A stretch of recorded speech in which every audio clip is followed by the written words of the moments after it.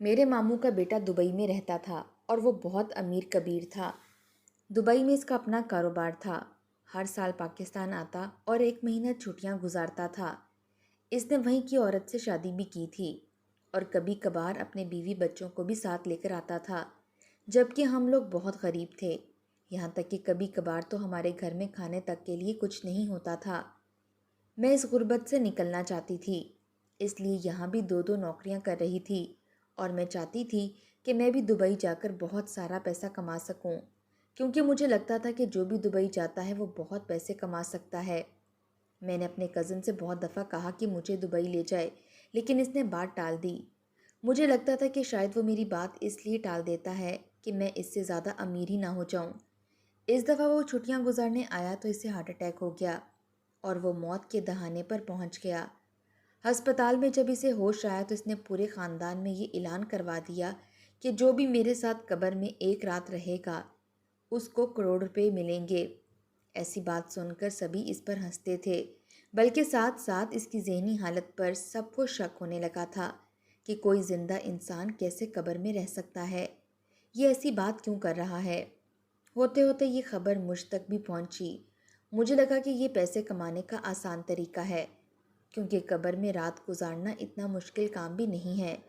قبر اوپر سے کھلی ہوئی ہو کیونکہ سانس بھی لینا ہے، اور یہ شرط رکھ سکتی ہوں کہ قبر اوپر سے کھلی ہوگی۔ اس لیے اس کے پاس ہسپتال پہنچ گئی اور جا کے میں نے اسے کہا کہ تمہارے ساتھ رات کو قبر میں رہنے کے لیے تیار ہوں، لیکن میری شرط یہ ہے کہ قبر اوپر سے کھلی ہوگی، کیونکہ ایسی صورت میں سانس لے سکوں گی۔ اس نے کہا کہ ٹھیک بات ہے، پوری تو نہیں لیکن آدھی آگے سے قبر کھلی ہوگی کہ میں آسانی سے سانس لے سکوں۔ جب میں نے یہ شرط منظور کر لی تو پورے خاندان والوں کو پتہ چل گیا۔ ہر انسان سمجھاتا تھا مجھے، قبر سے ڈرایا جاتا، سب کہتے کہ یہ پیسے کے پیچھے پاگل ہو چکی ہے۔ مجھے میرے والدین نے بھی منع کیا اور میرے بہن بھائیوں نے بھی، لیکن میں نے سب سے یہی کہا کہ ایک چانس لینے میں کوئی حرج نہیں ہے۔ میں خود اپنی مرضی سے یہ کام کر رہی ہوں، اس لیے آپ لوگ مجھے منع مت کریں۔ جب میرے ماموں کے بیٹے کو یقین ہو گیا کہ میں اس سے مذاق نہیں کر رہی، میں واقعی میں ہی اس کام کے لیے تیار ہوں، تو اس نے سب سے کہہ دیا کہ جب بھی مروں گا اس کو 1 رات کے لیے میرے ساتھ دفن کر دیجیے گا۔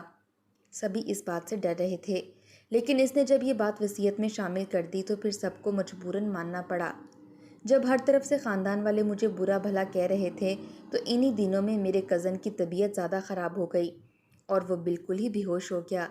میں چاہتی تھی کہ اسے پوچھوں کہ اس کی موت کے بعد مجھے پیسے کون دے گا، لیکن وہ تو بے ہوش تھا اور میں اس سے سوال نہیں کر سکتی تھی۔ مجھے سخت بے چینی تھی، کیونکہ میں نے ہاں کر لی تھی اور مجھے ہر صورت میں قبر میں رات گزارنا ہی تھی، لیکن اس کے بعد اگر مجھے کسی نے پیسے نہ دیے تو یہ سوال مجھے پریشان کیے جا رہا تھا۔ میں تقریباً روزانہ ہی ہسپتال جاتی تاکہ اگر وہ کچھ دیر کے لیے ہوش میں آئے تو میں اس سے سوال کر لوں، لیکن وہ بالکل بے ہوش تھا، ہوش میں نہیں آ رہا تھا، اور اسی بے ہوشی کے درمیان 1 ہفتے بعد میرے کزن کی موت ہو گئی۔ جب مجھے معلوم ہوا کہ میرا کزن مر گیا ہے تو مجھے خطرہ محسوس ہونے لگا کہ پیسوں کے بارے میں اس نے ابھی تک مجھے کچھ نہیں بتایا تھا۔ مجھے نہیں معلوم تھا کہ مجھے کس نے پیسے دینے ہیں، اور قبر کی رات سامنے آ چکی تھی اور میرے کزن نے یہ وصیت بھی کر دی تھی، لیکن اس خیال سے مجھے ڈر لگ رہا تھا، میں پیچھے بھی نہیں ہٹ سکتی تھی۔ میرے کزن کو مغرب کے وقت دفن کر دیا گیا، لیکن عشاء کی اذان ہونے کے بعد کچھ لوگ مجھے ساتھ لے کر قبرستان گئے اور انہوں نے قبر کھول کر مجھے قبر میں اتارا اور پھر قبر اوپر سے بند کر دی۔ میرے منہ والی سائڈ سے قبر کو کھلا چھوڑا گیا۔ اب ایک 4 فٹ کی قبر کے اندر ایک مردہ بھی کفن میں لیٹا تھا اور اس کے ساتھ میں بھی تھی۔ میں اٹھ کر دیوار کے ساتھ ٹیک لگا کر بیٹھ گئی اور اوپر کھلے آسمان کو دیکھنے لگی۔ کوئی فطری طور پر کتنا بھی بہادر ہو، لیکن جس طرح کے ماحول میں بیٹھی ہوئی تھی، ڈرنا ایک فطری عمل تھا، کیونکہ قبرستان میں تھی، ہر طرف سناٹا تھا اور میرے پاس ایک کفن میں لپٹی ہوئی میت رکھی تھی۔ اوپر تھوڑی سی کھلی جگہ سے آسمان نظر آ رہا تھا، جس پر آتے ہوئے تاروں کے علاوہ قبرستان کے پاس سے سڑک گزرتی تھی، جس پر وقفے وقفے سے کوئی گاڑی یا موٹر سائیکل گزرتا تھا، اور اب وہ بھی بہت کم ہو گئے تھے۔ میں اپنے ڈر کو بھگانے کے لیے مختلف سوچیں اختیار کر رہی تھی۔ اچانک سے مجھے ایسا محسوس ہوا جیسے اس قبر میں میرے علاوہ کوئی زندہ انسان موجود ہو۔ لیکن میں تو قبر سے نہیں نکل سکتی تھی، بالکل دم ساتھ کر بیٹھ گئی۔ بچپن میں سنی ہوئی وہ کہانیاں مجھے یاد آنے لگیں۔ یہ جانور ہوتا ہے جو رات کو میت کو اٹھا کر لے جاتا ہے اور کھا لیتا ہے۔ دادی جان نے ایک کہانی سنائی تھی۔ دادی تو کہتی تھی کہ وہ چھوٹا سا جانور ہوتا ہے اور وہ میت کو پاؤں کی رگ سے پکڑتا ہے اور میت تو اس کے پیچھے پیچھے چلنے لگتی ہے۔ وہ ساری کہانیاں آج اچانک سے مجھ پر حملہ آور ہو گئیں اور مجھے لگا میت کے ساتھ ساتھ مجھے بھی کھا جائے گا۔ لیکن اچانک سے یوں لگا کہ قبر اوپر سے بند ہو گئی ہے۔ اوپر سے نظر آنے والا آسمان بالکل نظر آنا ختم ہو گیا، لیکن قبر کے اندر کی طرف روشنی ہو گئی، جیسے کسی نے بلب جلا دیا ہو۔ میں نے اپنی چیخوں کو روکنے کے لیے منہ پر ہاتھ جما لیے، لیکن اچانک ہی وہ روشنی گھومتے ہوئے میری آنکھوں میں لگی اور اس کے بعد مجھے کچھ ہوش نہ رہا۔ نہ جانے مجھے کتنا وقت گزر گیا اسی بے ہوشی کی حالت میں۔ پہلا اور آخری خیال جو میرے دماغ میں آیا تھا وہ یہ تھا کہ میں شاید کبھی نہیں جاگ سکوں گی، لیکن جب میں نے آنکھ کھولی تو میرے دماغ میں فوراً بے ہوش ہونے کے پہلے والے واقعات گھومنے لگے۔ میں نے آنکھیں کھول کر دیکھا تو وہ ایک کمرہ تھا اور میں بستر پر لیٹی تھی۔ کمرے میں بہت قیمتی فرنیچر نظر آ رہا تھا، لیکن اس میں کوئی بھی نہیں تھا۔ مجھے حیرت ہوئی تھی کہ میں زندہ ہوں۔ پھر خیال آیا کہ شاید میں زندہ بچ گئی ہوں اور صبح کسی نے مجھے دیکھا تو اٹھا کے ہسپتال لے آیا ہوگا، اور یہ بات مجھے بالکل ٹھیک لگی۔ اس لیے میں نے کوشش کی کہ میں اٹھ جاؤں، لیکن دونوں ہاتھوں میں لگی ہوئی ڈرپس کی وجہ سے اٹھ نہیں پا رہی تھی۔ میں نے زور زور سے آوازیں دیں، کوئی ہے؟ کوئی ہے؟ تھوڑی دیر بعد مجھے کمرے کے دروازے کے باہر قدموں کی آواز آئی اور دروازہ کھلا تو دروازے میں ایک لڑکی کھڑی تھی، لیکن وہ نرس بالکل نہیں لگ رہی تھی۔ شاید کوئی ڈاکٹر تھی، لیکن وہ بالکل اجنبی تھی میرے لیے، اور اس کے نقوش پاکستانی لڑکیوں جیسے نہیں تھے۔ اس نے جینز کی پینٹ شرٹ پہنی ہوئی تھی۔ اس نے مجھ سے پوچھا کہ کیا تم ٹھیک ہو، لیکن وہ انگلش میں بات کر رہی تھی۔ میں نے اسے جواب دیا کہ میں ٹھیک ہوں، مجھے بتاؤ میں کہاں پر ہوں اور میری فیملی کہاں ہے۔ اس نے کہا کہ تمہیں تمہارے سارے سوالوں کے جواب مل جائیں گے، لیکن فی الحال تم خاموش رہو۔ اس نے خود ڈرپس نکالی میرے دونوں ہاتھوں سے اور اٹھ کر بیٹھنے میں میری مدد کی۔ اس نے مجھے کہا کہ میں تھوڑی دیر تک ریلیکس رہوں اور وہ تھوڑی دیر بعد آتی ہے۔ یہ کہہ کر وہ چلی گئی اور دروازہ لاک ہونے کی آواز بھی آئی۔ ہماری ساری باتیں انگلش میں ہوئی تھیں اور مجھے حیرت ہو رہی تھی کہ پاکستان میں ایسی کون سی ڈاکٹر ہے جو مکمل انگلش میں بات کرتی ہے، کیونکہ انہیں انگلش آتی ہے لیکن وہ مریضوں سے اتنی زیادہ انگلش میں بات نہیں کرتیں۔ مجھے معلوم تھا، اور سب سے بڑی بات یہ تھی کہ اگر میں زندہ تھی تو میرے خاندان والے کہاں تھے، میرے ماں باپ، میرے بہن بھائی، اور یہ لڑکی کون تھی، اور مجھے کمرے میں بند کر کے کیوں گئی ہے؟ کیونکہ ڈاکٹر تھی تو یقیناً اسے کمرہ لاک کر کے نہیں جانا چاہیے تھا۔ کچھ تو غلط ہے، اور یہ میری چھٹی حس مجھے کہہ رہی تھی۔ اس لیے میں نے اٹھ کر ہلکا پھلکا چلنے کی پریکٹس شروع کر دی۔ مجھے لگتا تھا جیسے میں بہت عرصے سے بستر پر لیٹی ہوں اور مجھ سے ٹھیک سے کھڑا بھی نہیں ہوا جا رہا تھا۔ تھوڑی دیر کمرے میں چلنے کے بعد مجھے اپنے جسم میں خون کی روانی محسوس ہونا شروع ہوئی تو میں خود کو نارمل سمجھنے لگی۔ تھوڑی دیر چلنے کے بعد میں اسی کمرے میں موجود ایک صوفے پر بیٹھ گئی۔ میں نے کوشش کی کہ میں دروازہ کھولوں، لیکن وہ مجھ سے نہیں کھلا تھا۔ تقریباً آدھے گھنٹے بعد وہی لڑکی واپس آئی اور اس نے مجھ سے پوچھا کہ کیا میں ٹھیک ہوں اور چل سکتی ہوں۔ میں نے اسے بتایا کہ میں ٹھیک ہوں، لیکن تم مجھے بتاؤ کہ میرے والدین کہاں ہیں اور میرے خاندان کے باقی لوگ، اور میں کس جگہ پر ہوں۔ اس نے کہا کہ تمام سوال کے جواب مل جائیں گے، لیکن فی الحال چپ چاپ میرے پیچھے پیچھے آ جاؤ۔ میں چپ چاپ اس کے پیچھے پیچھے چلی گئی۔ یہ تو ایک لمبی راہداری تھی جس کے دونوں طرف ایسے ہی کمرے بنے ہوئے تھے۔ وہ لڑکی آگے جا رہی تھی اور اس کے پیچھے میں چل رہی تھی اور سوچ رہی تھی کہ یہ کون سا اسپتال ہے۔ یہاں کوئی بھی انسان مجھے نظر نہیں آ رہا تھا۔ مختلف راہداریوں سے گھومنے کے بعد ایک کمرے میں پہنچ کر اس نے دروازے پر دستک دی اور اجازت ملنے پر اندر داخل ہو گئی۔ اندر بھی ایک عرب بیٹھا تھا کہ اس نے عربیوں جیسے کپڑے پہنے ہوئے تھے۔ مجھے دیکھ کر اس نے بھی انگلش میں پوچھا کہ میں ٹھیک ہوں۔ اس کے ساتھ ہی اس نے مجھے بیٹھنے کو کہا۔ میں نے اسے پوچھا کہ میں کہاں ہوں، میرے والدین کہاں ہیں۔ اس نے کہا کہ تمہیں 1 کروڑ روپے چاہیے تھے۔ میں نے کہا بالکل، بات تو یہی ہوئی تھی کہ اگر میں رات قبر میں رہوں گی تو مجھے 1 کروڑ روپے ملیں گے۔ پیسوں کی خاطر میں رات قبر میں گزارنے کو تیار ہوئی تھی، لیکن وہاں پر بے ہوش ہو گئی، اور اب مجھے ہوش آیا ہے۔ میں کہاں پر ہوں اور میری فیملی کہاں ہے؟ مجھے جواب دیجیے۔ انہوں نے کہا کہ اپنی فیملی کو بھول جاؤ۔ اگر تم پیسے ہی کمانا چاہتی ہو تو تمہیں 1 کروڑ نہیں بلکہ بہت سے کروڑ ملیں گے، بلکہ اربوں کی بات کرو۔ لیکن تمہیں اپنی فیملی کو چھوڑنا ہوگا، کیونکہ اب تم پاکستان میں نہیں ہو۔ میں نے ان سے پوچھا کہ میں کہاں ہوں، تو انہوں نے بتایا کہ تم دبئی میں ہو۔ میں نے ان سے کہا کہ میں دبئی میں کیسے آئی، اور کیا میرے یہاں آنے کے بارے میں میرے والدین کو معلوم ہے؟ تو اس نے کہا کہ ایسا کچھ نہیں ہے۔ تمہارے والدین کیا، تمہارے خاندان میں سے کسی کو کچھ معلوم نہیں ہے، بلکہ پورے پاکستان میں کسی کو نہیں پتا کہ تم کہاں ہو، اور تم نے کسی کو بتانا بھی نہیں ہے کہ تم کہاں ہو، اسی بات کے تم کو پیسے ملیں گے۔ میں نے ان سے کہا میں تو خود یہاں آنا چاہتی تھی پیسے کمانے کے لیے، اب آ گئی ہوں تو میں یہیں کام کروں گی۔ مجھے یہ بتائیں کہ مجھے کرنا کیا ہوگا؟ انہوں نے کہا کہ تمہیں کچھ نہیں کرنا ہوگا، اپنے گھر والوں سے کوئی رابطہ نہیں کرنا کسی بھی صورت۔ یہاں پر جس طرح کا کام کہو گی ہم تمہیں لگوا دیں گے۔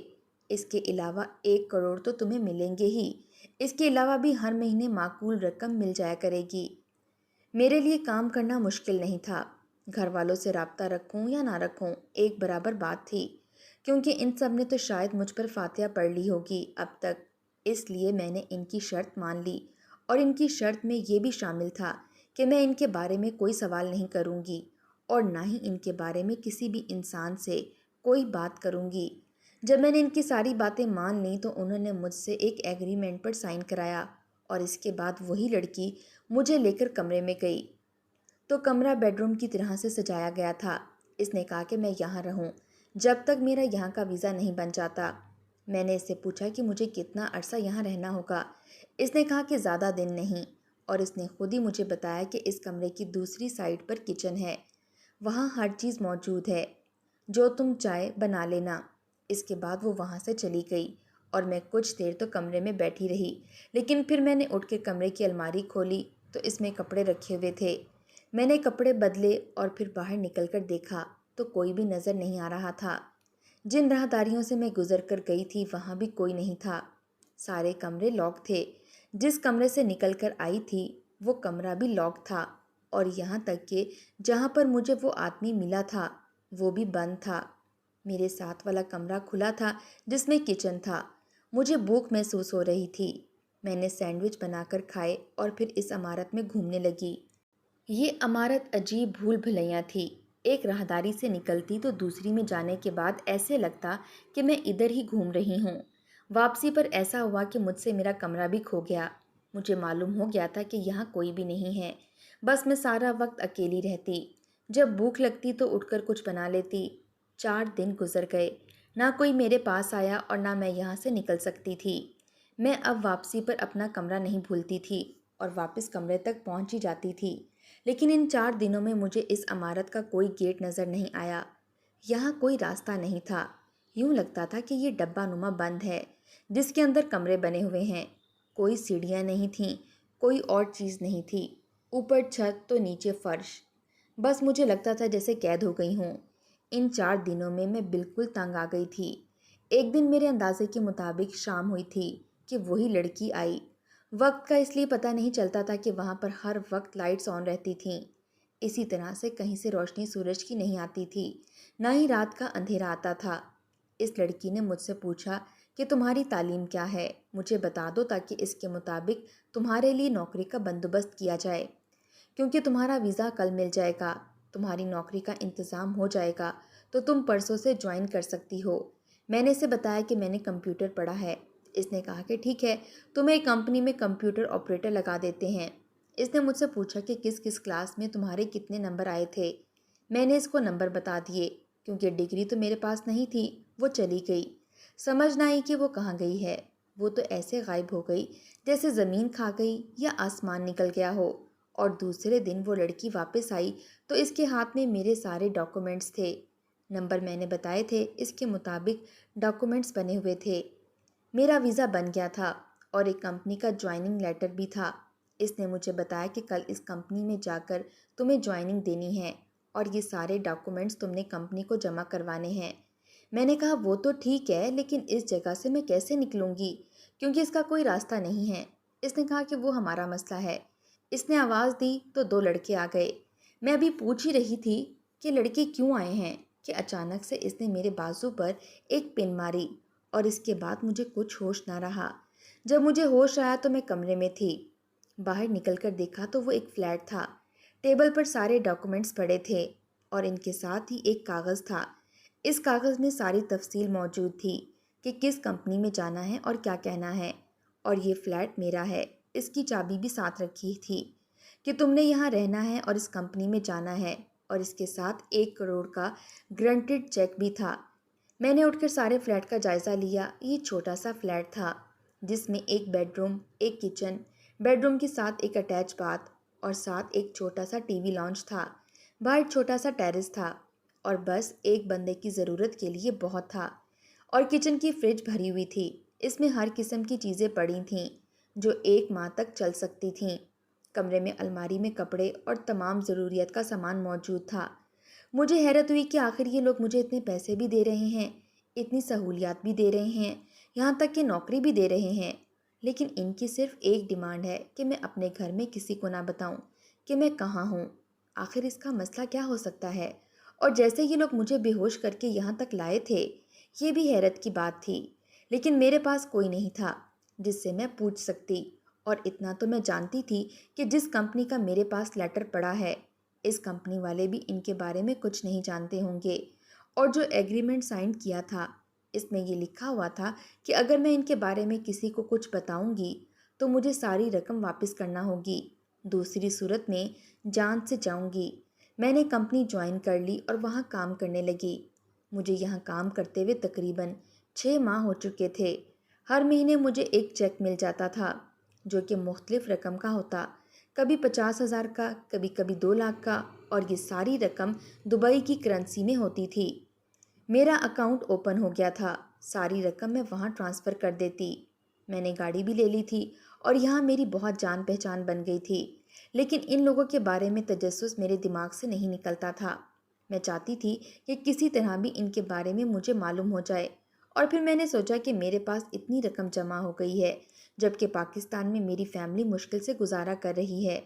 اگر میں یہ رقم ان کو چپکے سے بھیج دوں اور سلام دعا کر لوں تو کسی کو کیا پتہ چلے گا، لیکن میرا دل نہیں چاہ رہا تھا کہ میں یہاں عیاشی کرتی پھروں اور وہاں میرے والدین اور بہن بھائی مشکل میں گزارا کریں۔